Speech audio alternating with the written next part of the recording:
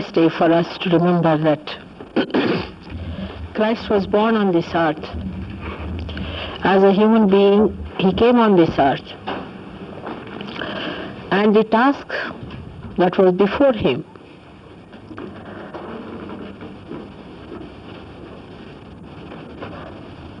was to enlighten human awareness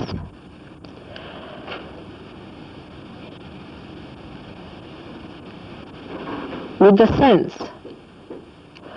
of understanding, or we can say it is actualization within the awareness of human beings, that they are not this body, but they are the spirit. The message of Christ is his resurrection. That is, you are your spirit and not your body. And he showed by his resurrection how he ascended into the realm of spirit, which he was, because he was Pranava, he was Brahma, he was Mahavishnu, as I have told you about his birth.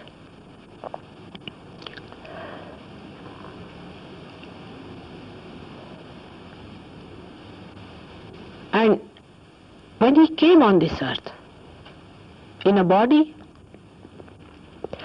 like a human being, he wanted to show another thing, that spirit has nothing to do with money, has nothing to do with power.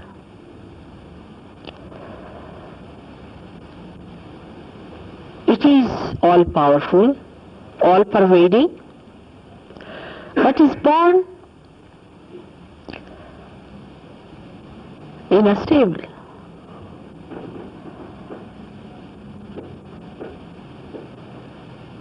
Not in a palace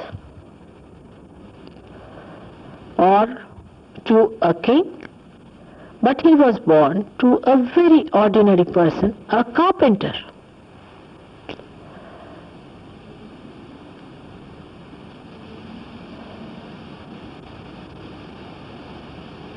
Because if you are the king, as we say in Hindi language, Badshah, then nothing is greater than you, isn't it? It means simply that. Nothing is higher than you, neither anything can decorate you, because whatever you are at the highest. All the worldly things so-called are just like dried grass, Trinavat. So he was kept in the dried grass.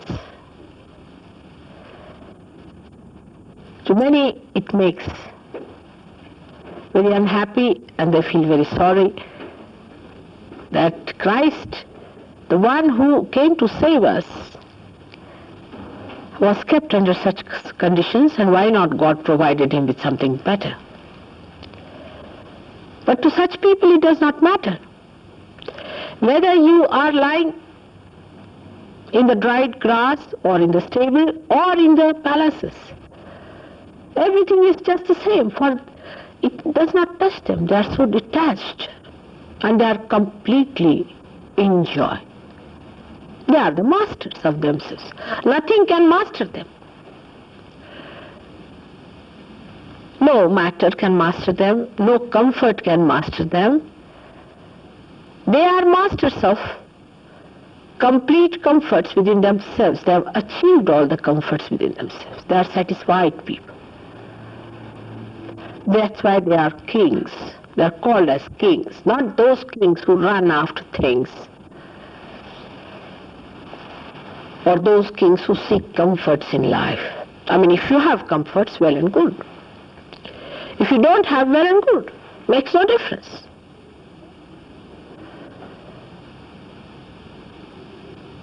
So many people, especially in Latin America when I went there, they said, but we can't understand why Christ was born as a poor man.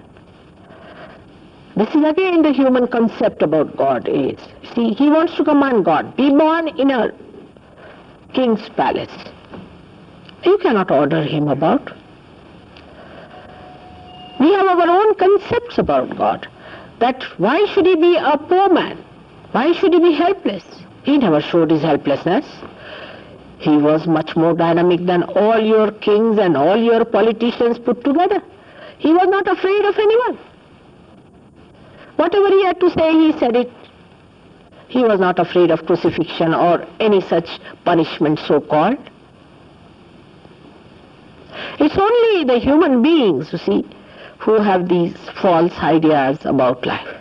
And that's why they want to put these ideas onto God also and try to make him follow their own concepts. God is not your concept. He is not a concept at all. To also say that concept is after all is a concept is also a concept. This I have found out very recently. This is another myth people carry. Those who say that, oh, concept is a concept, all right, Mataji says, all right, so what? But even this is a concept,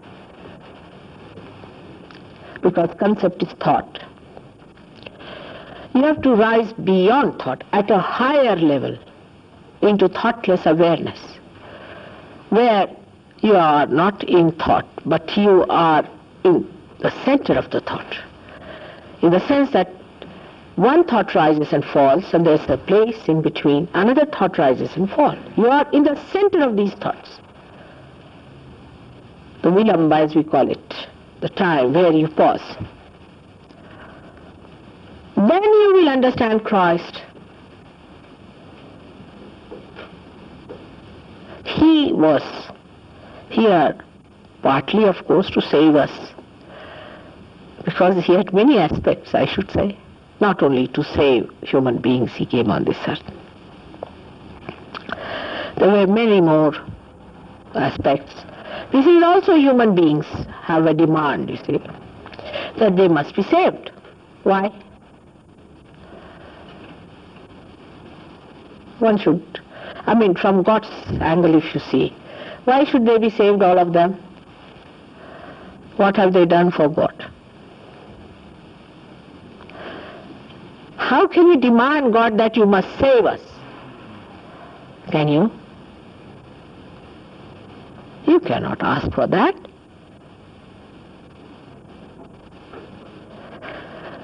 So he did come to create the passage between, as you see here, the Vishuddhi and the Sahasrara, this Agya. In the primordial being, the Virat, he was born there to open that door. In evolution, every incarnation has come on this earth to open a particular door within us and to create that opening or that enlightenment in our awareness. So Christ came precisely for opening this small little door which is constricted by our ego and superego. Ego and superego are the two byproducts of our thought process. One, the thoughts that are of the past, and the other, thoughts of the future. He came to make that gap, to cross that gap, and that's how he has sacrificed himself, his body,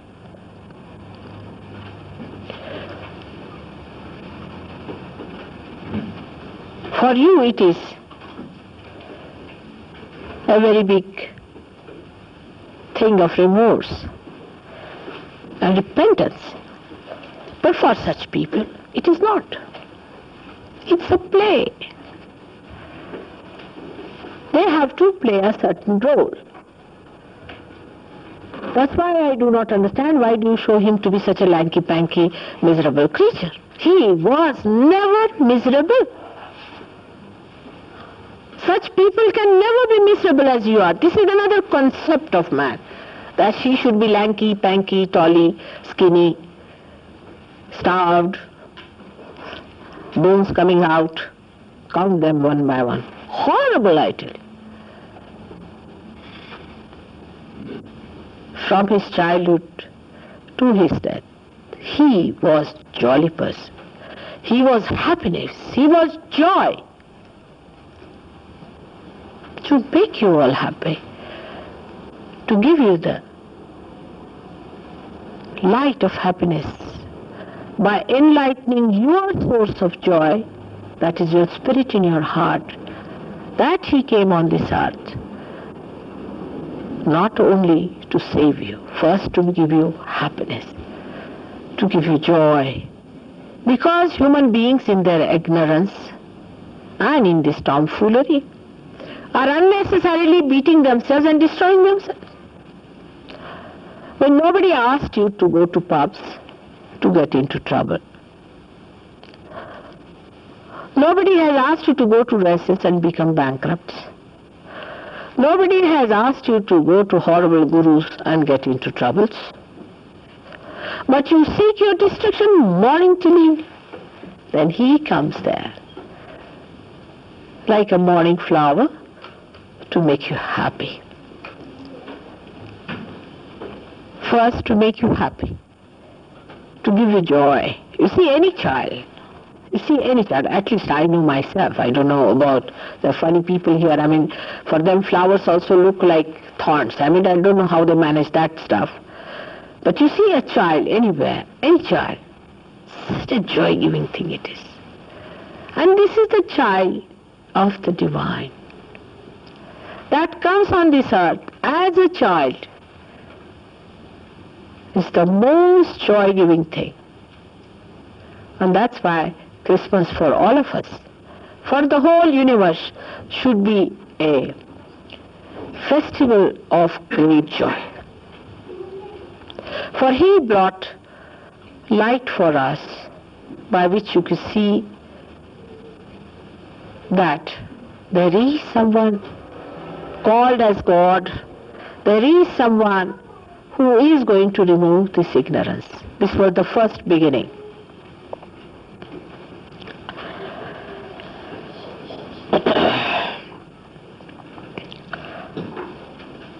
So, for us, it is necessary to be first joyous and be happy and relaxed, and not to take anything that seriously as we take. Because divine life doesn't make you serious, because it's all a play. It's a maya. I've seen in all the rituals that people follow, in all the so-called religious people, they are too serious to be religious. A religious person is bubbling with laughter. He doesn't know how to hide his joy, and he doesn't know how to control his laughter when he sees people who are unnecessarily serious. I mean, nobody's dead. The way the people say it is sometimes you just don't know what to do with yourself. You just can't control.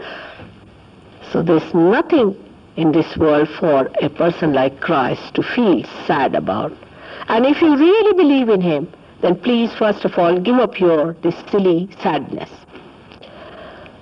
and sulking and sitting down and becoming morose, not talking to anyone, silent bores all over. That is not the way to look at Christ. See how he went and talked to multitudes. How he opened his hands to all the people around, and how he tried to give them happiness. He has said that you are to be born again. That means he had to do this work. and that you have to get it sometime. He had promised that you are to be born again. Christ is to be born within us. I don't know what Christians understand out of this. How do you become born again? Not by going through a ritual of christening. Somebody coming from a theological college cannot make you a Christian. Like in our India, we have some paid Brahmins, as you have here paid people, you see. The whole day they will eat, drink, be merry, and evening time they will come and pray and preach. That sort of people. You have to be a person who is authorized by God. Unless and until you are authorized by God, you cannot give joy. And that's why I've seen all these people, the so-called big pundits and the big priests, and all of them are so serious because they are not authorized by God.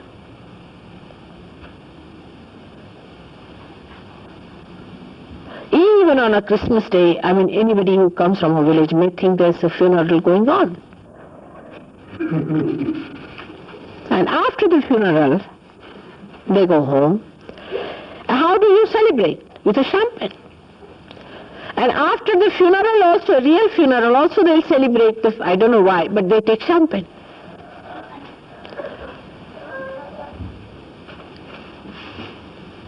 How can you celebrate Christ? By insulting him.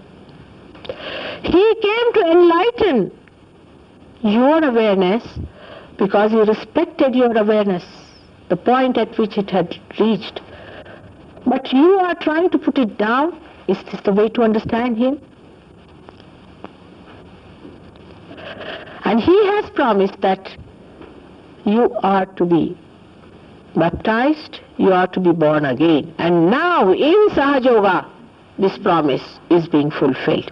So be joyous that here at the Agya Chakra, again Christ is born within you. And he is there. And you know how you can ask for his help, always. But the main thing that one has to understand, that the time has come for you to get all that is promised in the scriptures. Not only in the Bible, but all the scriptures of the world. The time has come today that you have to become a Christian, a Brahmin, a Peer, through your Kundalini awakening only. There is no other way out. And that your last judgment is also now. Only through your Kundalini awakening, God is going to judge you. How is he going to judge you otherwise? You think of somebody now. A person comes in now, here somebody sitting to judge you. How? By how many hairdressers you have been to? How many suits you have stitched for the Christmas? Or what presents you have bought? And how many cards you have sent? And to how many people you have sent some other things which may not be very palatable. That's not the way. Or is it that at what price you have bought all the things? The way we are particular? Which way are we going to be judged?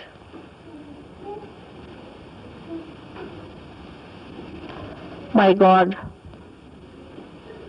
Not superficially, people say. So what depth have we got? Let's see. How far can we go in our depth? At the most, we reach a point where we are nothing but a concept again. So whatever depth we know goes up to only rationality, up to the concept point. Beyond that we cannot reach. So how can we be judged? How do people are judged if you go to a doctor? He has his instruments, he works it out, he puts the light in, sees for himself and says this is the position. And how your spirituality? is going to be judged. How a seed is judged? By sprouting it. When you sprout the seed, and when you see its germinating power, you know that it's a good seed or a bad seed. In the same way, you will be judged by the way you are germinated, the way you receive your realization, the way you retain it, the way you respect it. That is how you are going to be judged, and not by the kind of dresses you are wearing, by the type of matching you do and the hairdressing you go to, not by the big positions you occupy and the big politicians and big bureaucrats you become, not by what kind of houses you have built and what kind of so-called Nobel Prizes you have won. You are not also going to be judged by your philanthropic work, by that you think that you have given so much money, so much so. Because if you have given so much money, there will be big ego somewhere hanging, and it will bring you down, your scale. This is a judgment in which the little feather is going to weigh more, much more than a ship. It's a different type of a judgment of a personality.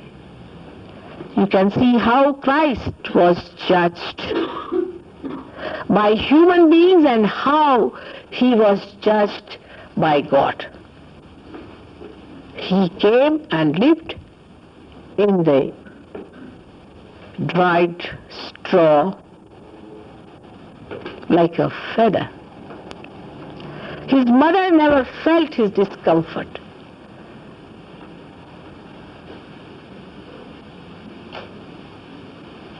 In the same way, those who have not by their being oppressed others or taken oppression are going to be judged as first class. In the Kundalini awakening itself, there are inherent defects.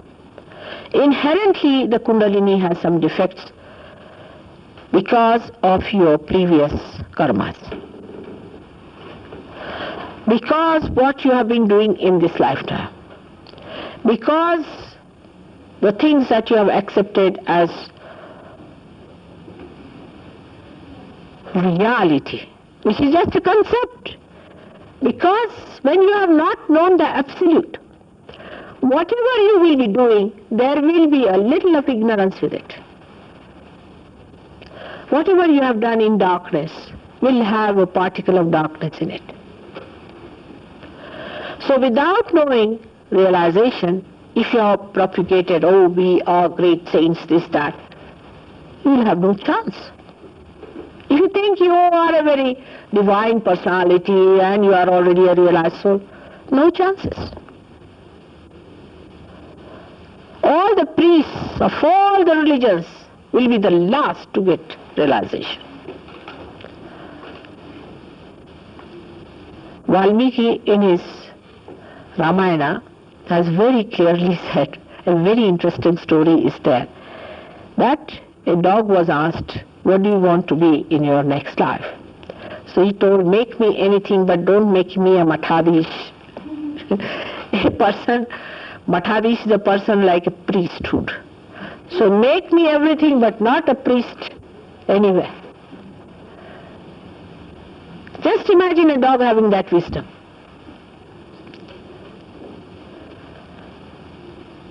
But I do not say that all of them are like that.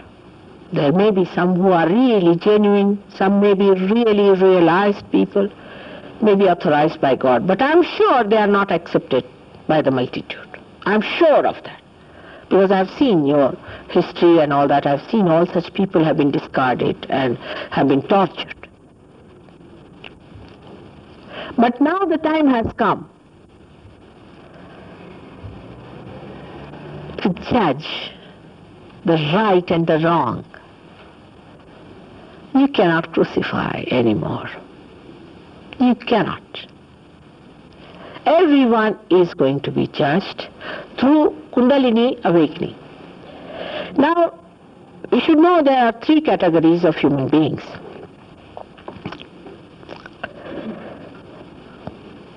I don't know which way to start, not to shock you. One is human beings as we are, normal. They are called as Narayoni. The second categories are Devayoni. Those who are born seekers or realized souls, mostly realized souls are Devayoni. And the third ones are called as Rakshas. These are called as Ganas. Actually, these are called as Ganas, but we can say the species among human beings are Rakshasas, means the people who are evil. So we have evil people, excellent people, and we have in-between people. Excellent people are very few. They are born realized. I don't have their problem much. But one has to deal with the people who are in the center. They are looking towards good, but have something hanging on to them, which is not so good. So for these people, there are inherently some defects in the Kundalini, which we must understand. The first of them is bad health. Physical bad health, actual physical bad health.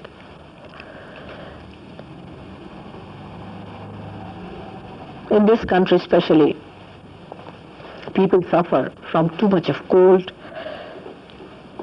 and other troubles due to over-calcium in the water. In the same way, according to the countries, Sthana Vishesh as they call it, you have your problems. Like in our country, we have some problems. Like in your country, you have certain problems. So the physical problems are according to the country where you have taken your birth. Most of you have decided to take birth in particular countries. That's why you are identified also, to such an extent sometimes that you think there is no defect. Every country has a variety by which you suffer a certain amount of setback in your health. So for a Sahaja Yogi, one should know that health is a very important thing, because this body is the temple of God, and one has to look after your health. And you know also, when the Kundalini rises, the first thing that happens that your health improves because of the parasympathetic fulfillment.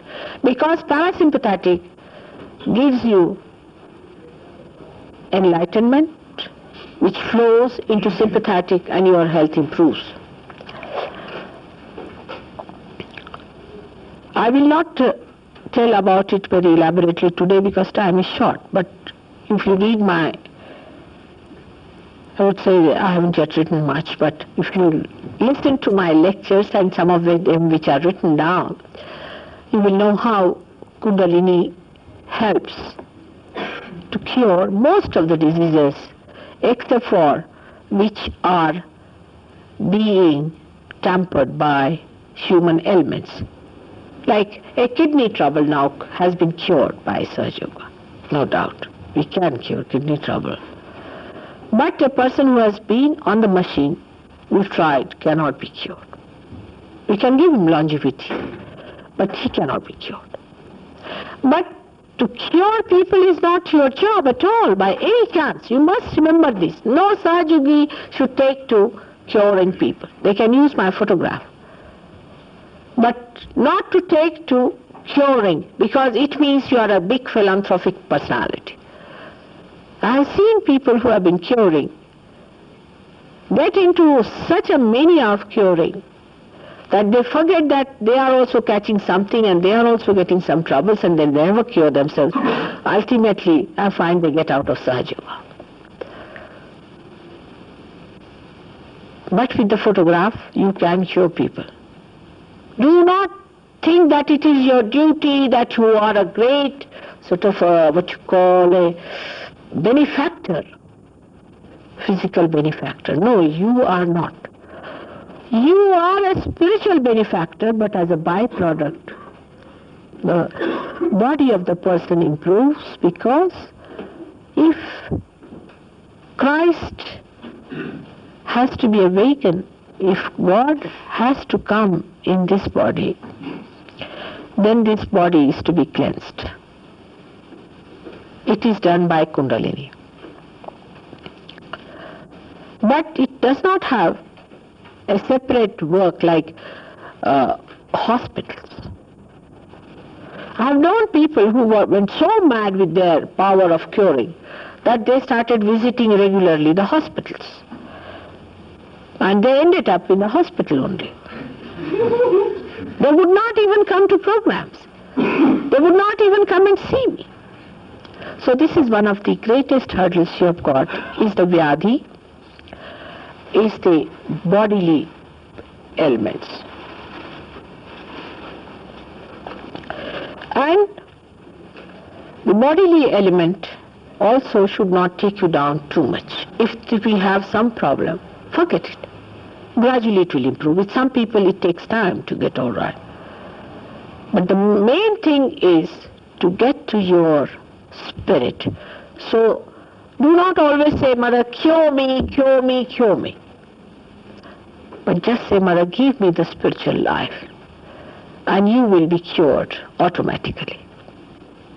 It may take time in some people, doesn't matter. You have been sick all your life, doesn't matter. A little more time.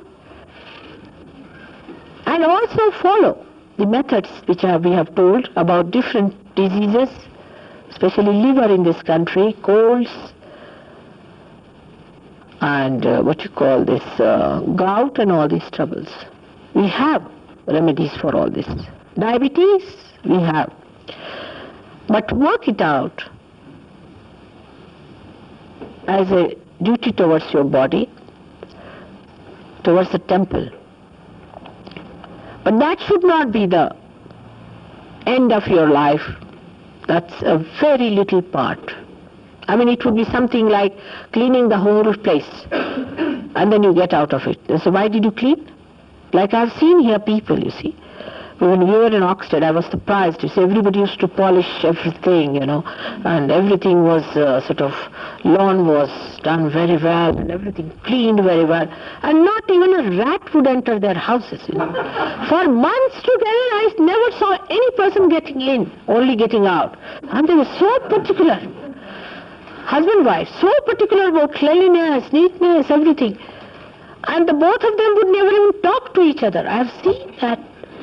There were 7 houses except for our house, and they were all surprised at how many people are coming to our house. They said, "Are you an open house?" I said, "Yes, it is an open house." They couldn't understand what was wrong with us. Nobody would see that polished thing or anything. So that's how it should be, that we should not go to that extent, that it becomes a sort of a real Sahaja Yoga, and the rest, which is the most important, is for God. Health will improve gradually, as I have told you. But attention should be on your spirit. Attention should be on your spirit, because it is the attention which goes into these various directions and gets stuck. You just allow it to work out, and it will work out. The second hurdle, which I feel, is called as a karmanyata. Vasnat, they call it. Means a person does not want to work it out.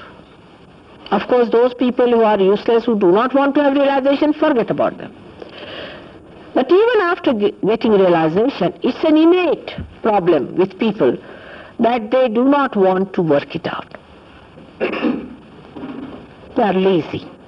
In simple words, they are lazy.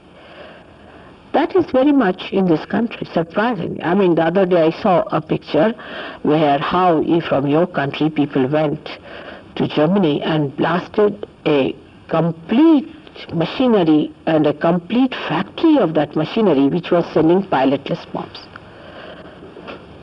And they have overdone everything, so that now children are having a nice time, perhaps. But in Sahaja Yoga, you have to be alert.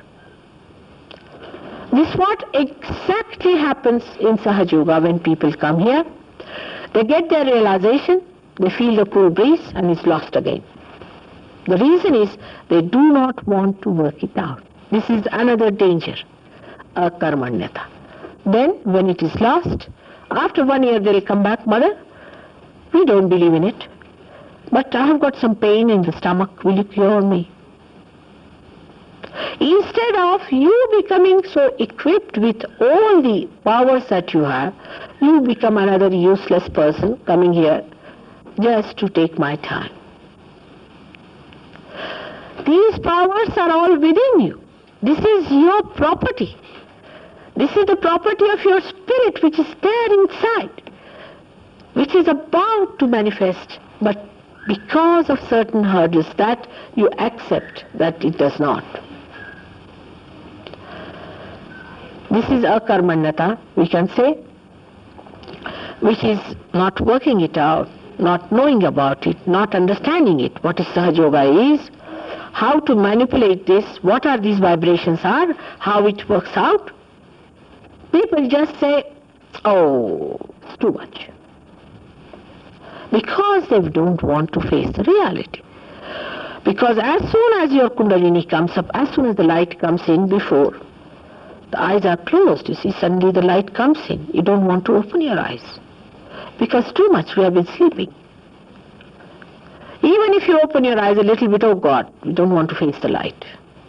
Because you are identified with that state, you do not want to open your eyes. Kundalini opens your eyes, no doubt, but again you close it down. So it is in your freedom to give up that akarmanyata. Now this is also can be very collective. I can tell you this much. It's a very big disease which spreads. Like say a husband-wife is there. The wife is one like that. Instead of the husband raising the wife, he will succumb to wife, especially in the West. Just the opposite in India. Because the husband is more dominating, the woman will succumb to her husband. So what happens is that out of the two, those who have got it also are just wasted. Instead of that, both of them could be very well realized and could be there if the one who is realized puts down his will that no, I'll keep my eyes open to see. Let me see it. I must give a chance to myself. If they accept it, then it works. And then they go to the second step. Everything cannot be just like a jetliner. Sit down here and next moment you are on the moon. Even if you are in the moon, still you may start with the third danger which is there. Is sanshaya. Is the doubting. I don't know how to describe this madness of doubting. For example, out of all of you who have been here, I would say at least, I don't know how much percentage, have come out with the second day a very great statement. Still I am doubting. Is that the sign of wisdom? What are you doubting? What have you found out so far? From where does this come? Is Mr. Ego, about which I have given lectures after lectures. Is Mr. Ego that is doubting it? Because he doesn't want you to find the absolute. You are identified with your ego and you do not want to find it because this Mr. Ego has been guiding your life throughout, and now you want to doubt. Doubt what? What are you doubting? You felt the cool breeze, all right? Sit down there. It would be something like somebody entering into a college, university, And they are going, sitting down first day there. Teacher says, now, this is the diagram I give you. The students get up and say, sir, we doubt. Really? Then what should the teacher say? But they will not say that, because they have paid the fees. They have paid it. Even if it is a horrible drama, boring one, still we go through it because we have paid, you see. To go through it, after all, we have paid it, you see. What to do? But for Sahaja Yoga, you cannot pay. I have seen all kinds of tomfoolery people accept in so many gurus. Like somebody says, I am going to teach you how to fly. They are absolutely ready for that. They will pay money and not doubt even a bit that the fellow who is propagating, is he flying? Have you seen him flying anywhere? Please at least ask that person to fly. They will see the Kundalini rising with their eyes. They will see it pulsating, rising, breaking here. Still they'll sit down and say, I am doubting. Now who are you? How far have you reached? Why are you doubting? What are you doubting? What have you known so far about yourself? Now humble down yourself at this point. Humble down in your heart. No, I have not known myself. I have to know myself. I have not known myself. I haven't got the absolute. With what instrument I am doubting? This is one of the greatest hurdles of Kundalini awakening and in after awakening, called as Samshaya. The fourth one, we can call it as Pramad, is the one by which we go on faltering all the time. Foolish questions. I mean, there are certain things one has to follow. If you are going on the road, you see, you are used to, say, continental driving. So always you turn on the wrong side. But in London, you will be arrested.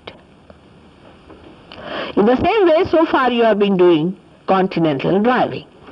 Now you are in London. So you better take to the ways of Londoners and understand the roads and the maps and the regulations that are needed and try to follow them. But you are doubting it. That's the main point. Then you don't want to follow it. So the pramad is the mistakes that arise. Because Kundalini awakening is a free gift to anyone who comes here. To anyone who has been to any sort of hell or heaven or has done point about it. And why do you doubt? You are not paying any money. These two things go hand in hand. Doubting and pramad is the mistakes that we commit throughout. Because we are doubting, that's why we do not take it up seriously. We do not understand it, the rule of the road, and we just start driving. And then we have accidents. And then when we have accidents, we blame Mataji for that. That is a very, very common thing that happens, that we blame Sahaja Yoga. We blame that spontaneous happening within us. We never take the blame upon ourselves. That, no, I must have done this mistake. All right, doesn't matter if I make mistakes, I will rectify it. It's all right. Mother is forgiving, no doubt. I forgive. But sometimes my forgiveness is also of no use, because unless and until you realize that it was a mistake, you should go this way, instead of that you have gone that way. So rule of the road is to be understood. That is the one comes to us called as pramad. After that, we have another inherent problem, is called as brahmadarshan, hallucinations. We start seeing hallucinations, especially with people who take LSD and all the such things. They don't see me, sometimes they just see light. or any such hallucinations you see of the future or of the past. They may see me as something else and they may see me as something else. If you see me in dreams is alright, or see something in dreams is alright, but you start seeing some things, that's called as Brahmadarshan. Brahma means illusion. Then you start developing illusions.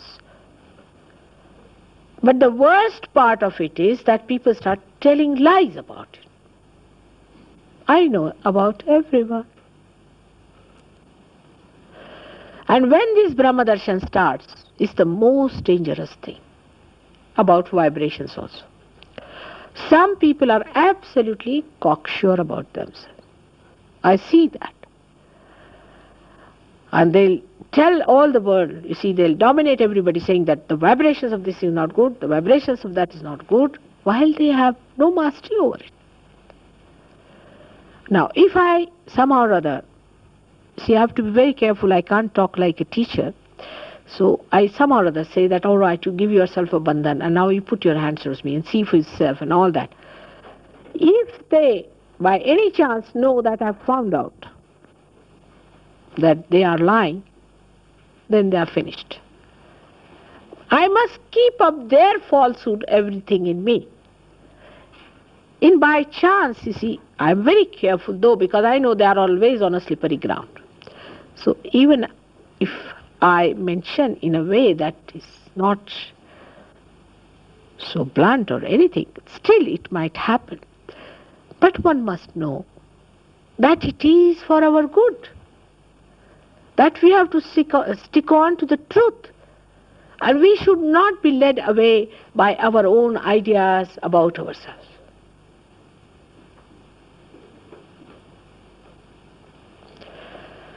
Then the another thing comes is Vishaya Chitta, in which the attention is attracted by objects of your previous identification. Like your attention has been, you say, I'm very fond of cricket. All right, you are. But you should not be a sick person. I mean, cricket doesn't mean that you become a cricket bat. And you are good for nothing, for anything else. For all practical purposes, you are dead. That kind of craziness, for anything whatsoever, gets your attention into a very wrong state and is also not good for all the Sahajogis. Today's lecture is more for the Sahajogis. So I'm pointing out what are the inherent dangers of sustaining our realization, which is very important to understand. Now the two other very big dangers which we suffer from, apart from that the people get possessed and get ideas into their heads, they start singing songs, this, that. Sometimes I'm so embarrassed, I don't know what to say. I can see a devil speaking through them, but I just don't know how to tell them that, oh, please stop.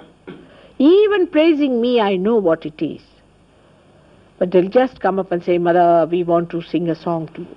All right, finished. I cannot say anything because they do not know what they are singing. They do not know from where did they get this knowledge. It's something else doing this. Because of all these problems that you get possessed. The other day somebody came to me and said that, Mother, I'm feeling very overconfident about myself and cocksure. Really? And I feel like doing something very high-handed. And he did it. First he saw the possession coming into him. And then he did it. And did it in a very bad way. Everybody is angry with him. I know. But I'm not. Because something is done in possession. You don't know what madness people can do when they get possessed. I mean, they should end up in lunatic asylum, but because of being Sahajogis, they do all these things. But still, they are not stationed where they should be.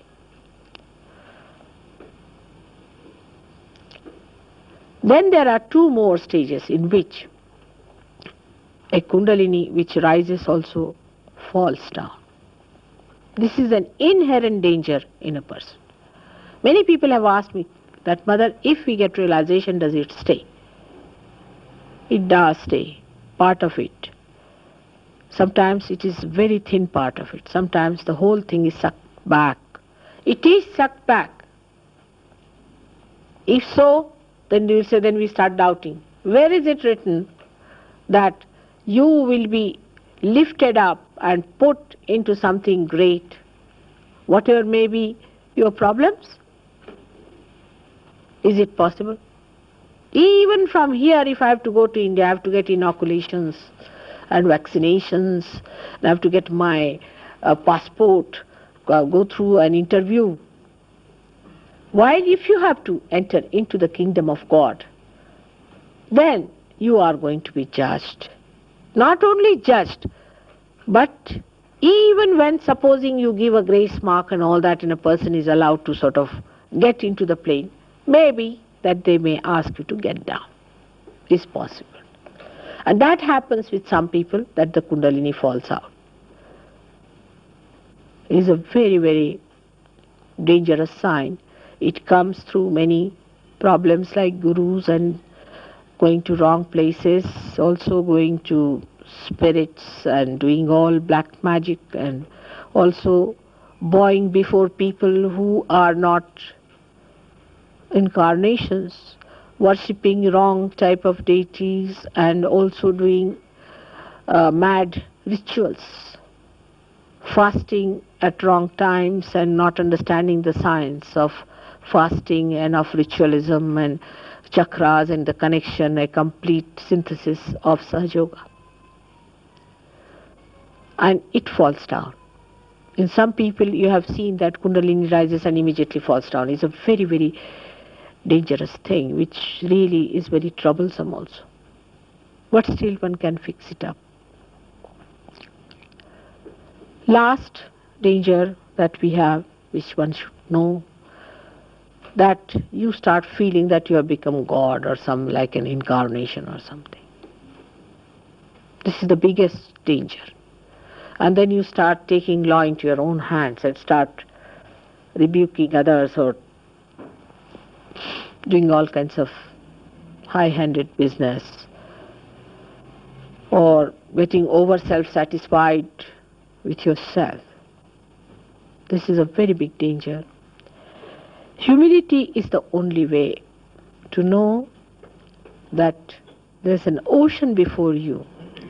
You have got into the boat, all right, but you have to know a lot, you have to understand a lot, and you have to still attend to your attention, to your chitta, to your awareness, and you have to still work it out in such a way that you really establish yourself as a full-fledged Sahajogi, by which collectivity becomes a part and parcel of your being, by which you have no doubts left. From thoughtless awareness, you jump into doubtless awareness. Unless and until that happens within you, is not mind, but is a state in which only the Kundalini will rise whenever you will raise your hands. Unless and until you have achieved that state, please try to work it out. Don't be lazy. You have to see around yourself, meet people, talk to them. The more you talk about it, the more you do it, the more you give it, the more it will flow. The more you sit at home, oh, I'm doing my puja at home, nothing. It will stagnate and stagnate. You have to give it to others. You have to think of others. Thousands of them have to have it. And that's why it is important that don't get bloated with the idea that you have all the powers of the world already manifesting. Never. When these powers really manifest, we are really not aware of them. Absolutely. I mean, imagine the sun saying, I'm the sun. Will he say so? When he is the sun, what is that? If you go and ask the sun, are you the sun? He said, yes, by the way, I am. What can I do about it? It's It's that simple, you become a very simple person, absolutely simple, because there is no camouflage, there's no complication. You are that. So, anybody asks you funny questions, you say, by the way, what is there to ask? It is so. I mean, if I am a realized soul, I am. What does it matter?